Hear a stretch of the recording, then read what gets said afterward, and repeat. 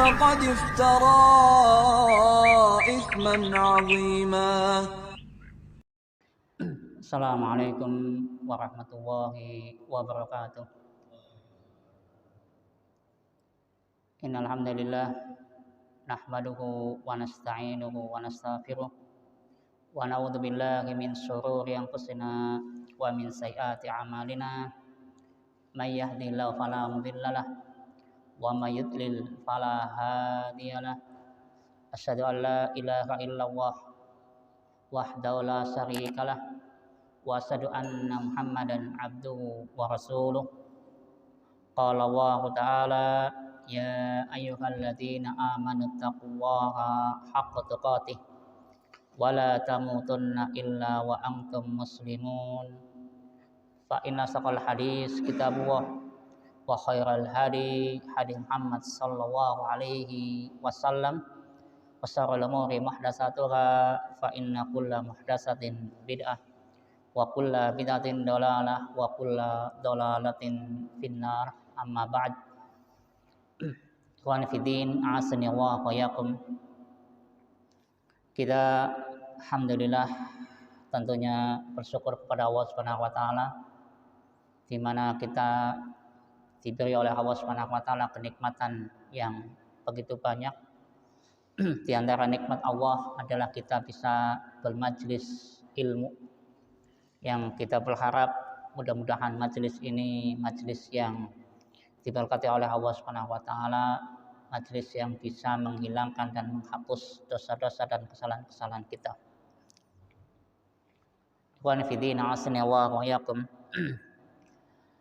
Melanjutkan kajian kita pada tafsir Al-Qur'an Al-Karim, masuk pada ayat yang ke-81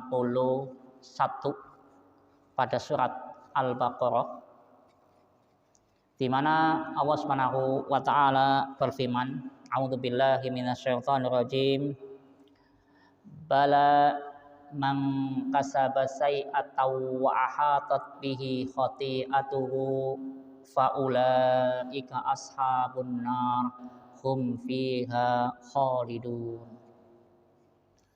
Allah berfirman, bala, tidak demikian. Man kasaba sayyi'atan, barang siapa yang kasaba, melakukan sayyi'atan, kejelekan, wa ahatat bihi khati'atuhu, dan di mana kesalahan-kesalahannya dia ahatat, melingkupi pada dirinya, faulaika ashabun nar, maka mereka adalah penghuni neraka, hum fiha khalidun, mereka akan kekal di dalamnya. Kita lihat ikhwan fillah, a'azzani Allah wa iyyakum. Di ayat yang ke-81 ini tentunya ada hubungannya dengan ayat sebelumnya, yaitu ayat yang ke-80. Ketika orang-orang Yahudi menganggap dirinya tidak akan masuk neraka. Kalaupun masuk neraka, kata mereka, hanya beberapa hari saja. Maka Allah Subhanahu wa taala pun menyebutkan di ayat ini 81, bala, tidak demikian. Walaupun di ayat yang ke-80 yang kemarin kita bahas, Allah pun membantah mereka. Dan Allah Subhanahu wa taala mengajarkan kepada Nabi Muhammad SAW untuk membantah mereka dengan dua konsep, ya kan, kemarin. Yaitu apa? Qul attakhadtum indallahi ahda. Apakah kalian sudah punya perjanjian dengan Allah sehingga kalian itu tidak masuk neraka? Kemudian dibantah dengan kalimat antaquluna 'alallahi ma la ta'lamun. Ataukah kalian mengatakan atas nama Allah sesuatu yang kalian itu sendiri tidak mengetahuinya. Sehingga walaupun di ayat yang ke-80 di mana sudah terbantahkan anggapan orang Yahudi, di mana mereka menganggap dirinya tidak akan masuk neraka kecuali kalaupun masuk hanya beberapa sehari saja, Tapi kemudian Allah pun menegaskan kembali di ayat yang ke-81 ini. Allah tegaskan dengan kalimat bala, tidak demikian. Artinya kalau yang namanya masuk neraka dan masuk surga itu sudah ada ketentuannya. Maka Allah bantah dengan kalimat man kasaba sayi'atan wa hatat bihi khoti'atu. Siapa saja yang melakukan sebuah keburukan, kejelekan, dan ternyata kesalahan-kesalahannya sudah melingkupi dirinya. Artinya apa? Tidak ada kebaikan pada dirinya. Maka kata Allah, faulaika ashabun nar. Mereka itu tempatnya di neraka. Nah, dari ayat ini kita bisa memahami bahwa salah satu prinsip akidah Ahlussunnah wal Jamaah adalah kita meyakini bahwa di akhirat itu hanya ada dua pilihan, surga atau neraka. Dan ini menjadi prinsip akidah Ahlussunnah wal Jamaah. Kita harus meyakini bahwa sesudah kehidupan dunia ini ada kehidupan akhirat, di mana kehidupan akhirat itu lebih panjang daripada kehidupan dunia. Bahkan kehidupan akhirat disebut akhirat adalah akhir, sehingga pilihannya hanya dua, surga atau neraka. Kita tahu kehidupan manusia itu dimulai dari ketika dia dijanin. Dia di kandungan ibunya. Dengan volume hidupnya yang singkat. Berapa bulan? Rata-rata 9 bulan. Ya kan? Bisa selamat 6 bulan. Di bawah 6 bulan tidak selamat. Bisa, bayi itu bisa lahir di usia 6 bulan. Itu minimalnya.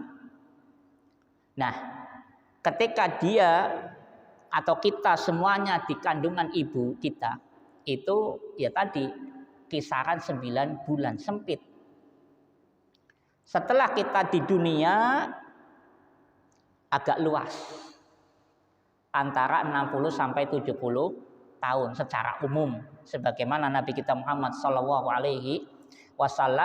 bahwa umatnya Nabi itu antara 60 sampai 70. Setelah masa di dunia 60, kemudian masa di alam barzakh, alam kubur.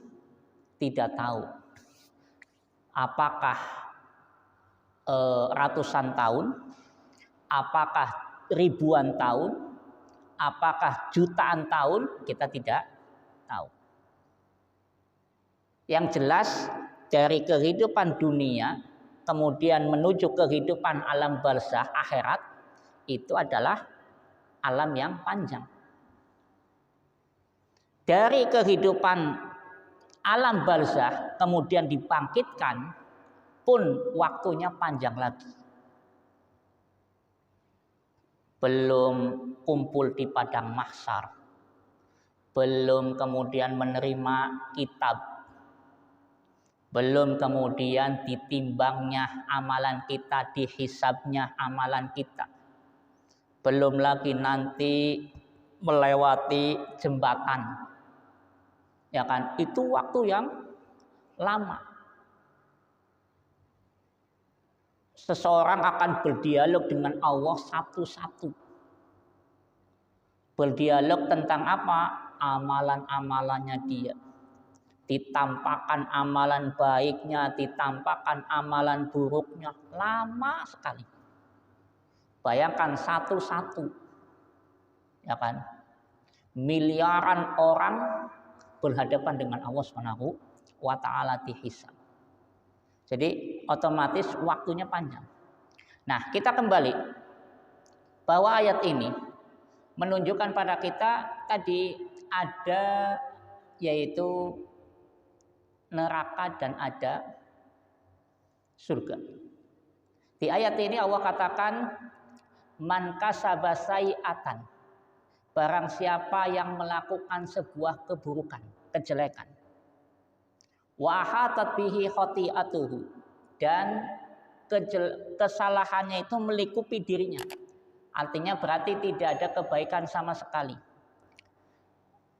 Orang yang tidak ada kebaikan sama sekali itu dua kemungkinan. Mungkin dia adalah orang yang kufur kepada Allah, atau mungkin dia adalah orang yang berbuat syirik kepada Allah. Maka bisa dipahami wa ahatat bihi khati'atuhu itu adalah orang yang kafir atau orang yang musyrik, berbuat syirik kepada Allah Subhanahu wa taala. Orang yang mati dalam keadaan kufur atau mati dalam keadaan membawa dosa syirik kepada Allah, otomatis dianggap yang ada adalah kesalahan. Tidak ada kebaikan pada diri dia. Maka otomatis faulaika ashabun nar, mereka itu adalah tempatnya di neraka. Nah, ini juga menjadi prinsipnya kita. Prinsipnya akidah seorang muslim harus meyakini bahwa orang yang mati tidak dalam keadaan beriman, mati dalam keadaan bukan beragama Islam, maka kita harus meyakini bahwa dia tempatnya di neraka. Ini kalimat ini kelihatannya simpel, kelihatannya sepele, tapi kalimat ini harus menjadi prinsip akidah kita. Kenapa? Karena ada beberapa orang yang menganggap semua agama sama. Ada orang yang menganggap karena semua agama sama, berarti ada kemungkinan orang yang beragama selain Islam dianggap bisa masuk surga. Nah, ini kan kesalahan fatal. Kesalahan apa? Fatal. Kalau ada keyakinan yang seperti ini keyakinan yang salah. Ya kan? Keyakinan yang benar adalah apa? Yakini bahwa yang masuk surga hanyalah orang-orang yang beriman kepada Allah. Orang yang mati dalam keadaan syirik, orang yang mati dalam keadaan kufur kepada Allah, harus kita yakini dia tempatnya bukan di surga. Kenapa demikian? Agar kita ini tetap kokoh dalam keimanan kita, sehingga kita tidak akan tertipu oleh bujuk rayu para dai-dai sesat, para orang-orang yang mengajak kepada kesyirikan, yang mengajak kepada kekufuran. Kalau kita punya prinsip yang seperti ini, maka insya Allah kita tidak akan jatuh kepada kesyirikan, tidak jatuh kepada kekufuran. Kenapa? Karena kita yakin seyakin-yakinnya bahwa yang mati dalam keadaan syirik, yang mati dalam keadaan kufur, itu kekal di neraka. Maka kita pun akan selalu waspada. Jangan sampai kita itu mati dalam keadaan syirik. Kita harus terus menjaga akidah kita, iman kita kepada Allah Subhanahu wa taala. Karena Allah mengatakan di ayat ini, ahatat khati'atuhu, yaitu apa namanya? Ahatat bihi khati'atuhu. Kesalahannya itu melingkupi dirinya. Berarti mati dalam keadaan apa? Syirik. Orang yang mati dalam keadaan syirik, maka dipastikan dia masuknya neraka, tidak akan masuk ke surga. Allah Subhanahu wa taala menyebutkan, "Innallaha la yaghfiru ayyushraka bihi wa yaghfiru ma duna dzalika liman yasha." Sesungguhnya Allah tidak akan mengampuni dosa syirik. Wa yaghfiru ma duna dzalika liman yasha, dan Allah akan mengampuni dosa selain syirik. Kalau mati dalam keadaan syirik, otomatis tidak akan diampuni oleh Allah. Dan ayat ini menjadi dasar prinsip pula bagi kita, yaitu kita akan bisa menjawab sebuah pertanyaan. Misalnya, kalau njenengan ditanya, ana wong mati mendem, lagi mendem, mati. Cara njenengan masuk neraka apa masuk surga, Pak? Kita tidak bisa memastikan. Kalau ada orang mati, naudzubillah, mati dalam keadaan membawa dosa, jelas-jelasan mendem, mati. Apakah dia masuk surga? Apakah dia masuk neraka? Jawabannya adalah tahta masyiatillah, sesuai kehendak Allah. Insya'a adzabahu wa insya'a ghafarahu. Kalau Allah berkehendak dia diadab dulu, kalau Allah berkehendak dia diampuni. Karena ayatnya tadi jelas, innallaha la yaghfiru ayyushraka bihi wa yaghfiru ma duna dzalika liman yasha. Sesungguhnya Allah tidak akan mengampuni dosa syirik, artinya mati dalam keadaan syirik.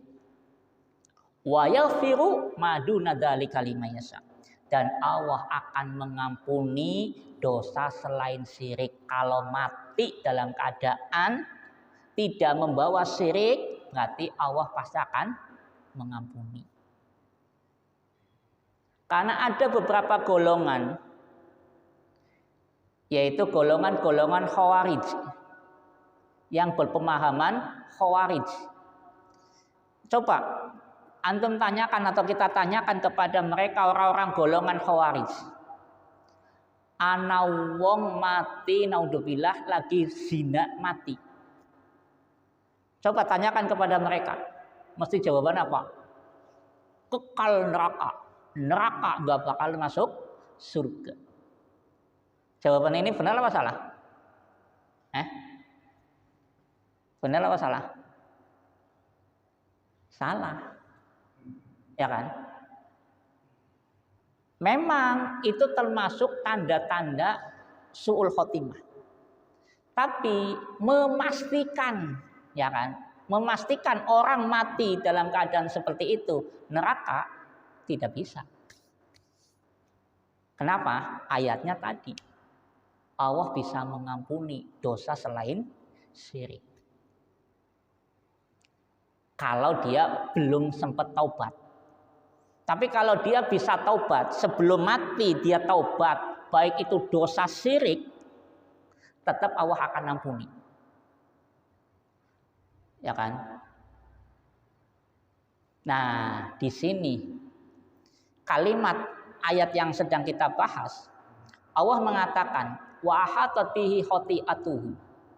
Kesalahannya itu melingkupi dirinya, berarti kesalahan yang fatal yang menjadikan orang itu tidak punya kebaikan sama sekali adalah dosa syirik. Karena orang yang melakukan kesyirikan dan mati dalam keadaan syirik, mati dalam keadaan kufur, amalan-amalannya itu menjadi haba amansuro, debu yang berterbangan. Debu yang berterbangan. Kalau ada orang kafir atau orang yang berbuat syirik, baik itu dukun, penyembah kuburan, penyembah berhala dan seterusnya, kalaupun dia berbuat kebaikan, maka memang akan Allah balas kebaikannya dia di dunia tok. Di dunia tok. Di akhirat mereka tidak akan mendapatkan apa-apa. Ana wong kafir eman karo tetanggane, ngai panganan, ngai duit, bantu dan seterusnya. Tapi mati dalam keadaan kufur yang seperti ini, memang kita katakan tadi, kalau ada orang non muslim dia berbuat kebaikan, maka Allah akan balas di dunia. Makanya jangan heran wong non muslim kalau dia berbuat baik, dia tambah kaya, tambah sugih karena sodakohnya dia. Allah balas di dunia tok, tapi di akhirat sama sekali dia tidak akan mendapatkan apa-apa. Walaupun dunianya, waktu di dunia mungkin sodakoh datang bisa sampai miliaran misalnya, ya kan? Tapi di akhirat dia tidak akan mendapatkan apa-apa. Ini yang harus kita camkan. Makanya dari ayat ini pelajaran buat kita adalah apa? Jangan sampai kita ini berbuat syirik, menyekutukan Allah Subhanahu wa taala. Nabi saja diancam. Dalam ayatnya Allah Subhanahu wa taala berfirman apa? La in asyrakta la yahbatanna amaluka. Kata Allah, la in asyrakta, jika engkau wahai Muhammad. Berarti Allah mengancam Nabi Muhammad.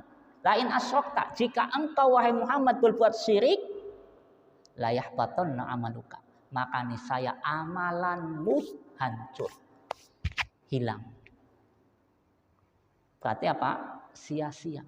Makanya ayat yang dimaksud di ayat ini, wa hatatihi khati'atuhu, kesalahannya menumpuk semuanya, artinya tidak ada kebaikan, itu hanya terjadi pada orang yang berbuat syirik kepada Allah atau kufur kepada Allah.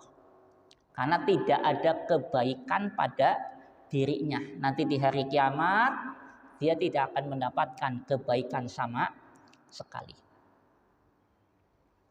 Nah, berarti ayat ini sesuai dengan ayat-ayat yang lain. Sebagaimana Allah Subhanahu wa taala berfirman dalam surat Al-Maidah ayat yang ke-72. Di sana Allah Subhanahu wa taala mengabarkan kepada kita orang yang mati dalam keadaan syirik itu haram, sama sekali tidak akan pernah nyentuh dan tidak akan pernah masuk surga. Yang masuknya adalah apa? Tempatnya neraka. Allah berfirman dalam ayatnya, innahu may yusyrik billah faqad harramallahu alaihil jannah wa ma'wahun nar wa ma lidh-dhalimin min ansor. Allah berfirman, innahu may yusyrik billah, sesungguhnya man yusyrik billah, siapa saja yang berbuat syirik kepada Allah, faqad harramallahu alaihil jannah, maka Allah haramkan baginya masuk surga. Naudzubillah. Masuk surga, diharamkan oleh Allah masuk surga.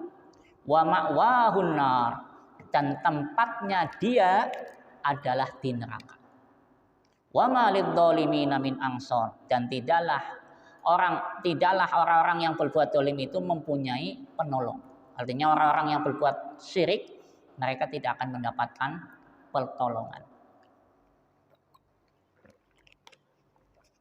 Sehingga ikhwan fillah azani Allah wa yakum, di sini yang harus menjadi catatan penting dan menjadi prinsipnya kita adalah apa? Adalah orang yang mati dalam keadaan syirik itu kekal selama-lamanya di neraka. Kekal selama-lamanya di neraka. Dan orang yang masuk neraka dari ayat ini juga, pelajaran dari ayat ini pula adalah apa? Orang yang masuk neraka, naudzubillah, kalaupun dia masuk nerakanya 1 hari, berarti masuk neraka sehari itu tidak akan mendapatkan keringanan.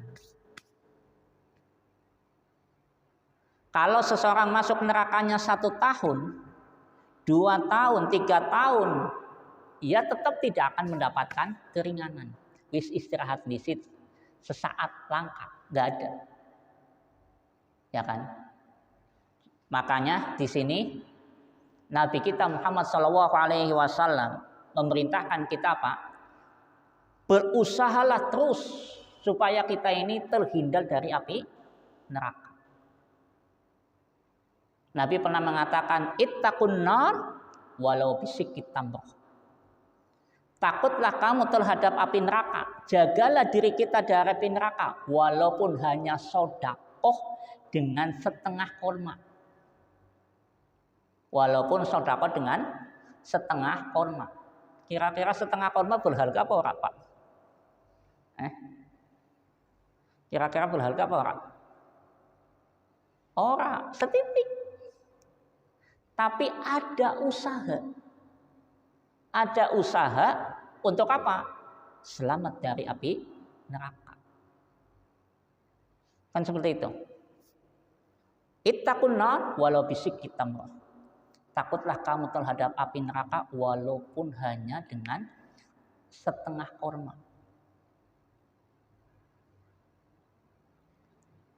Nah, ayat ini juga menjadi pelajaran penting buat kita. Supaya apa? Kita waspada dan selalu waspada dari apa? Kesyirikan. Menyekutukan Allah Subhanahu wa taala. Nabi Ibrahim adalah Khalilullah, kekasih Allah. Nabi Ibrahim adalah sosok contoh orang yang sangat mentauhidkan Allah. Ya kan? Nabi Ibrahim itu contoh sosok orang yang betul-betul mengesahkan Allah dalam segala hal. Dalam hal ibadah betul-betul mentauhidkan Allah. Dan Nabi Ibrahim khawatir kalau anak-anak keturunannya jatuh kepada perbuatan syirik. Sehingga apa? Anaknya Nabi Ibrahim, baik itu Ismail, Ishak dan seterusnya, wasiat kepada anaknya adalah apa?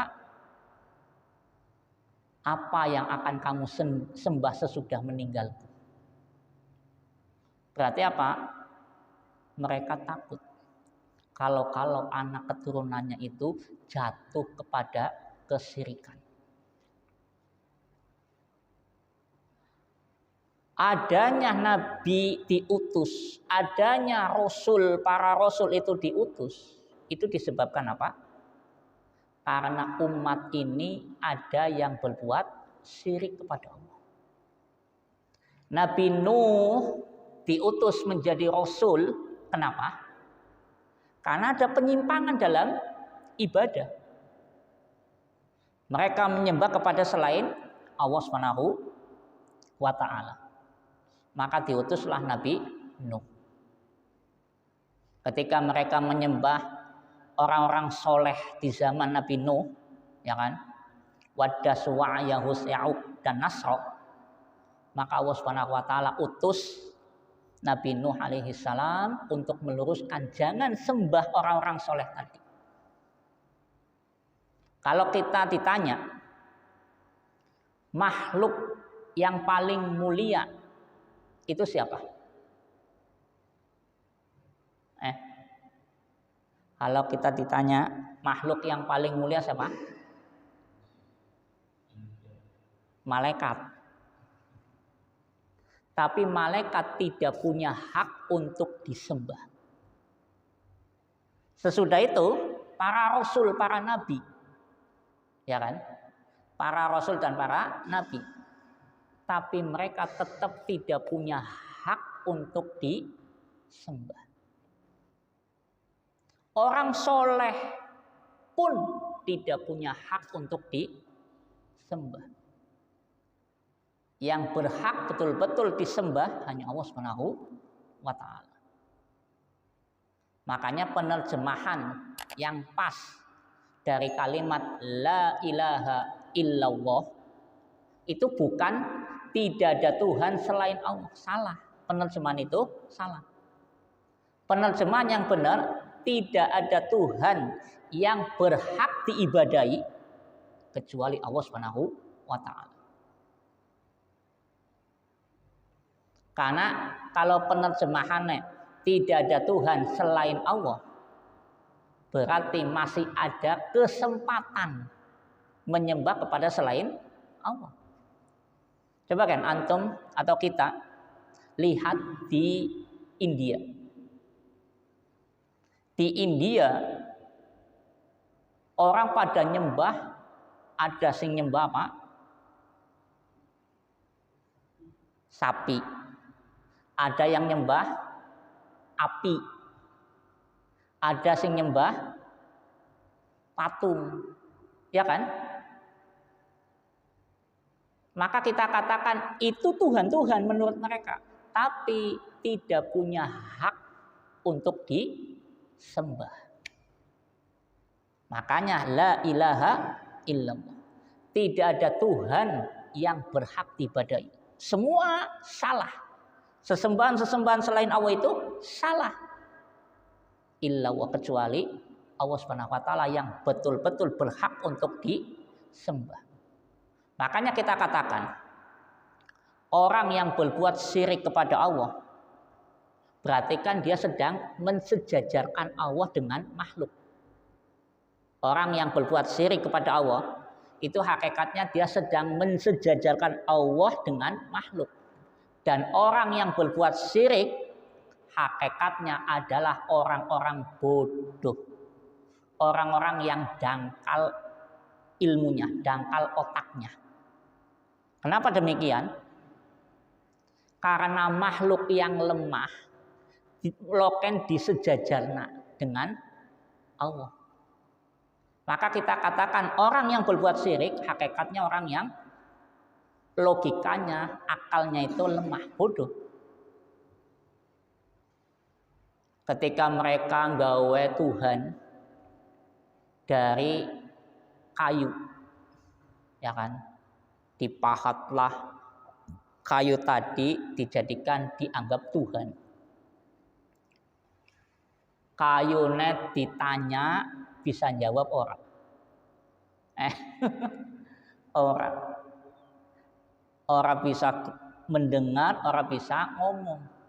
Dijadikan Tuhan. Kan seperti itu. Belum lagi kalau gawe Tuhannya bolu. Ketika lapar bolunya dimakan. Ya kan? Logikanya sangat ironis. Logikanya jelas, maka kita katakan tadi orang yang berbuat syirik hakikatnya adalah orang-orang yang bodoh. Karena dia pengen menyamakan, mensejajarkan Allah dengan makhluknya. Kalau makhluk itu lemah, Allah Subhanahu wa ta'ala maha mampu, maha kuat. Sehingga yang betul-betul berhak disembah adalah Allah Subhanahu wa ta'ala. Nah, kemudian ikhwan fillah azani Allah wa iyyakum. Kita perhatikan di ayat ini Allah Subhanahu wa ta'ala menjelaskan kepada kita tentang orang yang kafir itu tempatnya adalah betul-betul di neraka. Orang kafir itu tempatnya di neraka. tidak ada tempat lagi kecuali neraka. Sehingga di sini kewajiban kita tadi sebagaimana kita katakan, kewajiban kita adalah berusaha untuk melindungi diri kita dan keluarga kita dari api neraka. Konsepnya kita adalah apa? Wala tamutunna illa wa antum muslimun. Janganlah engkau mati kecuali dalam keadaan membawa Islam, agama Islam. Jangan sampai naudzubillah kita mati dalam keadaan kafir, naudzubillah. Karena tadi tempatnya orang kafir itu di neraka. Jadi